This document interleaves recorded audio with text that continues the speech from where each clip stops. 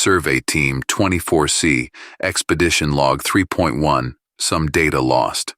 Entry 279. 38th day of our stay at the Zeta object. Clayton's search party still hasn't returned, but we haven't given up hope that they'll find something to help us raise the ship. After all, the object is undoubtedly of artificial origin. There is still debate about its age, but most versions agree that it is at least several million years old. The physical condition of the personnel is mostly good, although some are experiencing mood swings. Dr. Codescu states that the use of medication is not yet necessary. Lieutenant Talc is still in a coma, stable, with no changes. Entry 284. 43rd day on the Zeta object. Over the past few days, the engineering team has conducted a full inspection of the technical condition of all ship systems. The results are paradoxical. The ship is fully operational. Not a single system shows any anomalies. Everything functions within normal limits. However, the ship cannot be lifted by anti-grav or small geosector engines. Scientists continue to work, but the causes are still entirely unclear. Still no word from Clayton's group. They were scheduled to return to base 2 days ago, but given some of the uncertainty of the mission, we can give them some head start. They should have enough food and water supplies for a week beyond their tentative return date. Lieutenant Talc is unchanged. I should press Dr. Codescu to find out the reasons for the lieutenant's condition. Besides, we'll probably have to resort to certain medications after all. The staff morale is getting worse and worse. Entry 287. 46th day at Zeta object. The physics team reports the controversial results of the object's measurements. According to them, the Zeta object should have a shape close to standard planets, while visual observations during the approach to it, and from its surface, certainly prove that it is a rectangular box with two opposite square faces. However, the dimensions are certainly comparable to planetary ones. Further careful studies are needed to clarify this paradox. Clayton's group has yet to return. Tomorrow, we will decide on forming search parties and a search plan. Perhaps their navigational equipment malfunctioned, and the group has simply gotten lost in the object's labyrinths. Starting tonight, a small dose of sedative will be added to the staff meals. Dr. Codescu and Chief Intendant Twajcic are in charge. Hopefully, this will help ease the tension, although the situation is not too promising. Entry 2188. 47th day at Zeta object. 2 search parties, 4 men each, move out to search for Clayton's group today at 1400 hours. Orders are to scour the immediate vicinity around the camp, but to stay within a 20-kilometer radius. The main task is not to locate Clayton's group itself, though it would be great luck if they did, but to find any indication of which direction it might have eventually traveled after surveying the immediate area around the camp. We began adding sedatives to the personnel's meals. Dr. Codescu calculated the minimum dosage needed, but his question was valid. What would we do when the sedative ran out, given the possible withdrawal syndrome? So far, we have made all our plans on the assumption that we will soon be able to leave the object, but we have no guarantees that this will actually happen. I've forbidden the doctor to discuss it with the staff, but you can't stop anyone from thinking. I'm sure people think about their fate regularly. We need to develop some kind of contingency plan to deal with this problem as well. Lieutenant Talc's condition has not changed, although the quantum-altered material jumper connecting his body to the surface of the object has become a bit more massive and now grows almost all the way down his back. We continue our observation. Entry to the tent is still strictly off-limits to all but Dr. Codescu, myself, and the 2 medical technicians. Entry 293, 52nd day at the object. In the morning, immediately after breakfast, 3 crew representatives, names erased from the record, as they called themselves, came to me and demanded that I immediately release Lieutenant Talc, who was allegedly being held in my custody illegally. Unheard of. Of course, we are not on a purely military mission, but nevertheless, such antics are completely unacceptable and smell of mutiny, of which I informed these representatives. This cooled their ardor somewhat, and they left. But I realized that this did not solve the problem. We will have to deal with Lieutenant Talc in the near future anyway, as the process is clearly progressing, and people who have no idea what is going on are getting worried. Dr. Codescu agrees with this, but fears an outbreak of anxiety when the information becomes known to the entire crew. He did not support my proposal to increase the dosage of sedatives, citing limited supplies. The search parties should be back tomorrow. I expect them to bring back some new data, although there is little hope for Clayton's group's return. Entry 294. 53rd day at the object. The situation is gradually aggravating. One of the search parties returned today with negative research data. All they managed to find was a pair of signal pins, not more than 3 kilometers from the base camp. The markers were fixed according to all the rules, and they even had radio beacons on them, although we have long ago established that radio communication at the object is ineffective. However, no further trace of Clayton's group could be found. The second squad did not return, which once again increased the tension in the camp. I learned from trusted sources that rumors were circulating among the radicalized members of the crew and research corps that I had deliberately sent the men on an impossible mission with the expectation that they would not return. Trusted sources can't answer why I would do such a thing, and the rumors don't bring up the subject.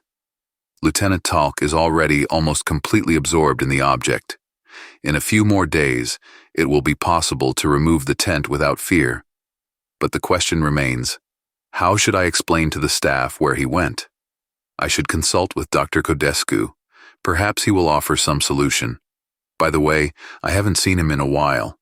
He's probably working on the ship, processing data on the psychological conditions of the personnel. I should send a watch commander after him. Entry 299, 58th day at the object. Surprisingly, when I ordered the guards to be taken down and the tent removed, not a single person was even remotely interested in Lieutenant Talc's fate, as if he didn't exist. Perhaps the effects of the increased dose of sedatives were finally taking their toll.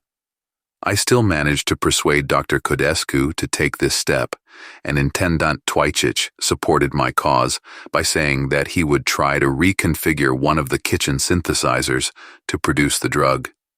Speaking of the doctor, he never explained where he disappeared for 3 days. My watchman didn't find anyone on the ship.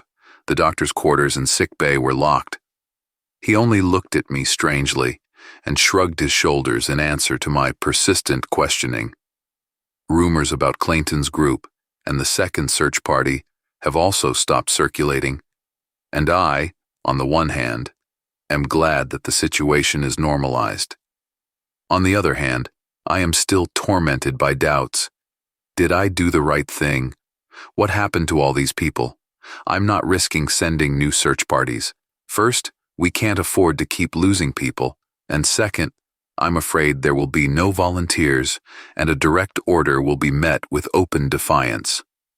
The technical department has come up with an interesting suggestion. Since we can't get any aircraft in the air at the object, should we try to build some kind of observation mast? I instructed them to develop a project and inventory of the available materials. Entry 300. 59th day at the object. One of the members of the second search party, Sergeant Solientes, is back. Somehow, he managed to get through the entire camp and went right to my work tent. It's actually a good thing because the sergeant was completely insane. I had to call Dr. Codescu, and after a potent dose of tranquilizers, I had to put the sergeant in a corner. At night, we'll smuggle him onto the ship and lock him up in the isolation ward. Solientis was talking utter nonsense, but some fragments of his ramblings interested me, particularly the words about transcendent unity, which allegedly reached all members of the group of Clayton and his squad. Most importantly, he brought with him in his duffel bag a fragment of the material of which the object is composed, which is surprising since we have not been able to peel off a single atom of it for analysis so far. Physicists and chemists have confined themselves to dubbing it a modified quantum substance without explaining what it is.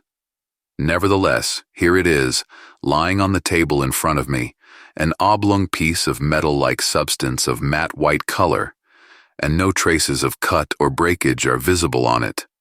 I'll have to try to ask the sergeant about it, if I can get him more or less back to normal. Besides, I'll have to talk to Dr. Codescu about my own little problem soon after all. I hope to be able to choose a suitable time in the next few days.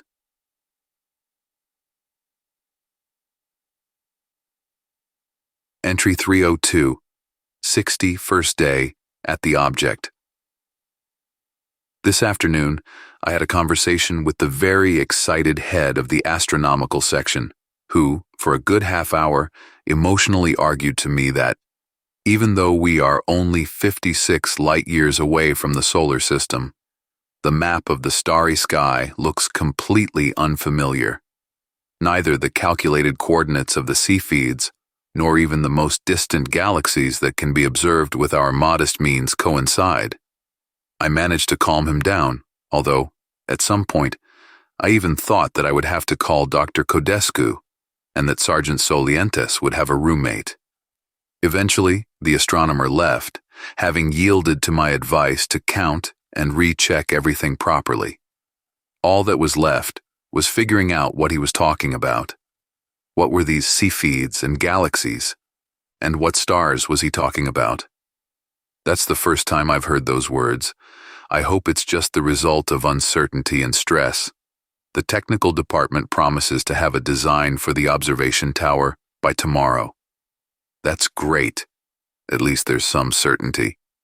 I decided not to bring up my problem yet. I'll follow up on my own for a while. Entry 306, 65th day at the object. Unpleasant incident right after breakfast. A member of the first search party, which returned with the Clayton group's markers, climbed to the top of the unfinished observation tower and began shouting nonsense from there.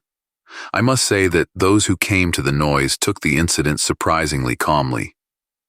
Perhaps it was for this reason that the situation was resolved relatively quickly. Having given in to persuasion, the former searcher agreed that he was not a transcendent center of the local supercluster of galaxies after all, and that it was not necessary to start the phase transition of vacuum to its true state to prove this fact. Nevertheless, we were all relieved when he teleported back to his tent at base camp. We can't be distracted by incidents like this. Our main objective is to study the Zeta object.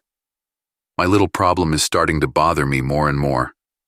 I sent a watchman to fetch Dr. Codescu, but it's been 3 hours, and I haven't heard from either. It's disturbing.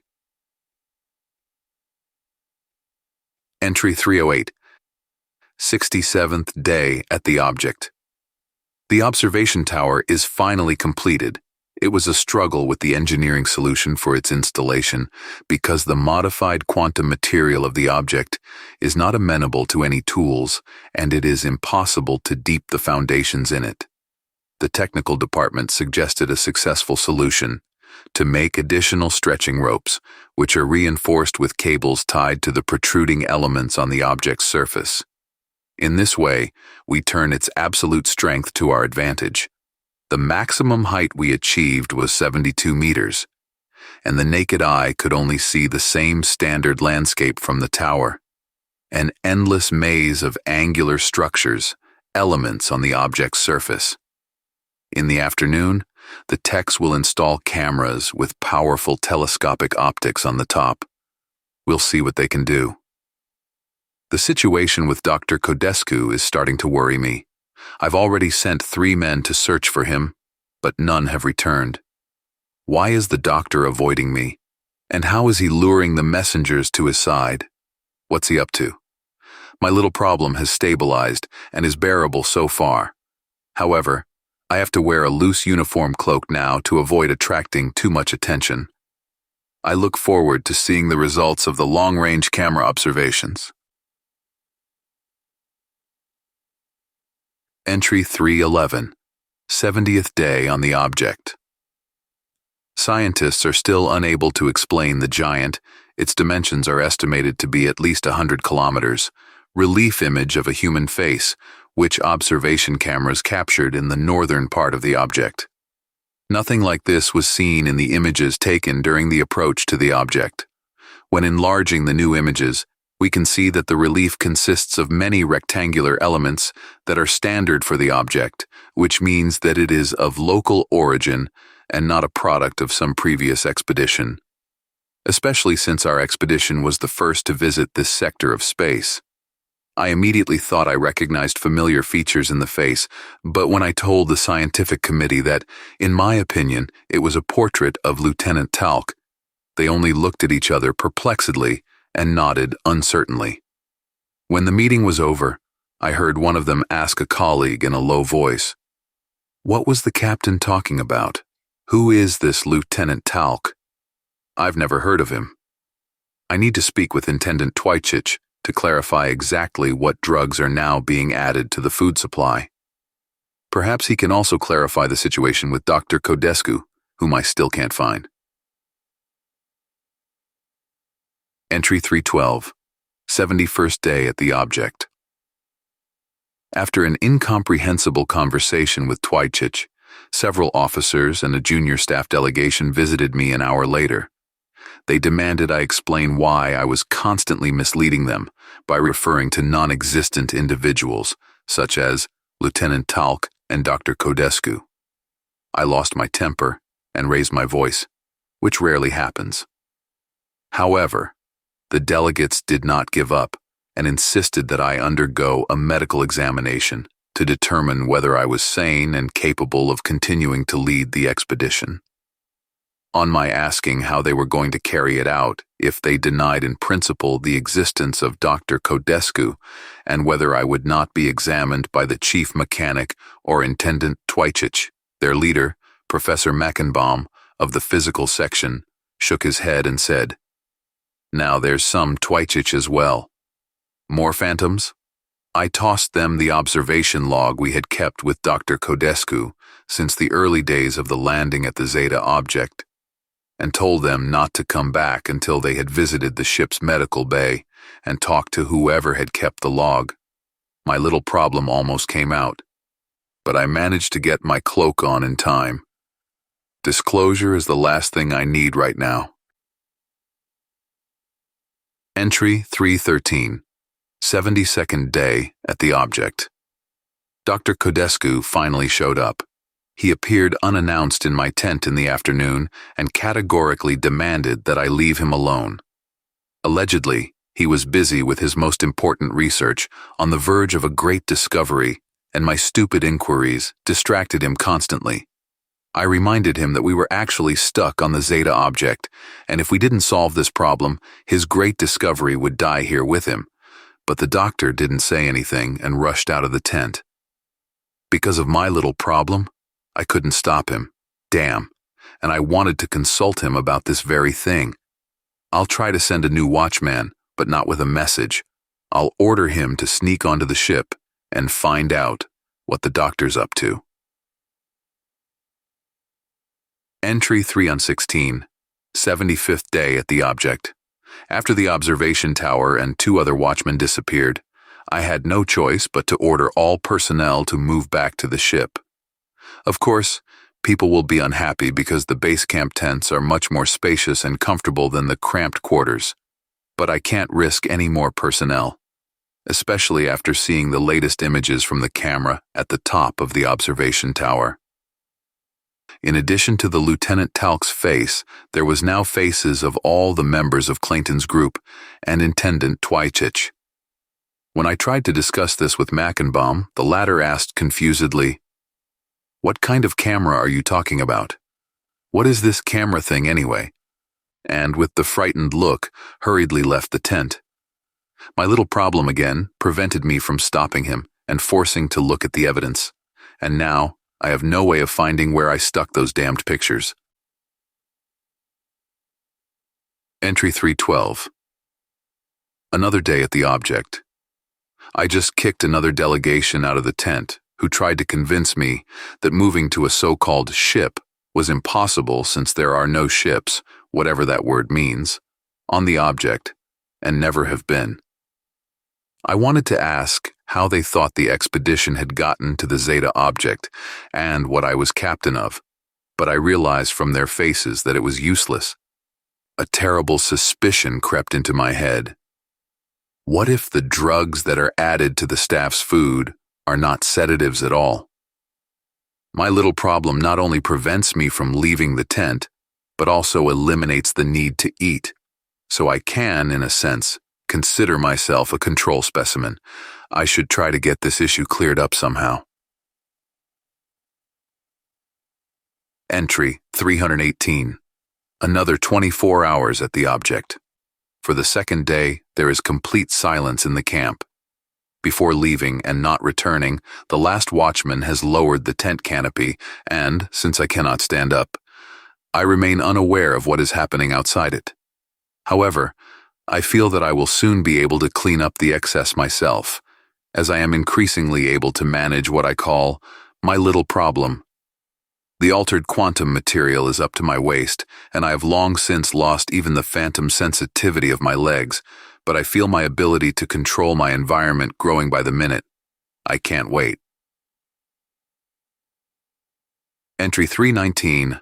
For a while longer, when I finally removed the tent, it was clear that all my previous hallucinations about some expedition, ship, crew, explorers, and a mysterious formation called Object Zeta made no sense. The colossal faces of some creatures, remotely similar to me, occupying all the space as far as the eye can see, are a bit disconcerting, but I'm sure the mystery will soon resolve itself. For now, I intend to concentrate on forming a new universe, so I'm temporarily suspending entries. Excerpt from the report of the Commission of Inquiry into Disasters and Accidents. We are thus compelled to declare Survey Team 24C missing, even though some presumably related items were recovered, including a passage from the expedition leader's personal logbook. The journal entries cannot be satisfactorily deciphered, especially those parts describing the mysterious Zeta object, something called the solar system, and distance units formulated as light years. It is recommended that the journal be investigated by cryptographers and/or psychiatrists.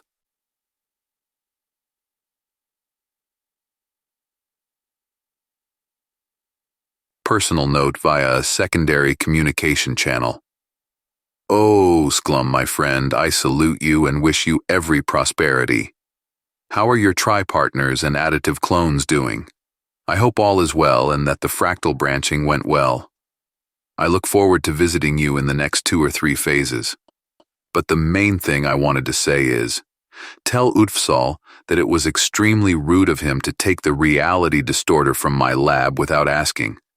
First, the device is not yet properly debugged and will most likely produce extremely negative research data. Secondly, I'm sure that his stupid lab technicians must have misused the device, and now it is contaminated with all sorts of parasitic influences. It would take me at least 5 working phases to clean it up and reconfigure the device.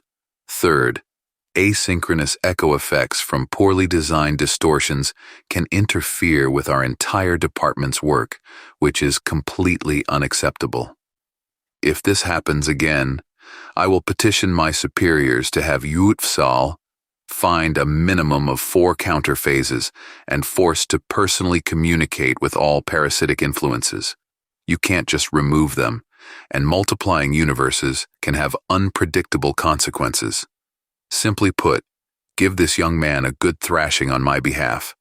If he wants a reality distorter, let him design his own, then he'll have all the responsibility. I hope we can spend the subsequent fractal branching together. With a friendly hello, your Spelten.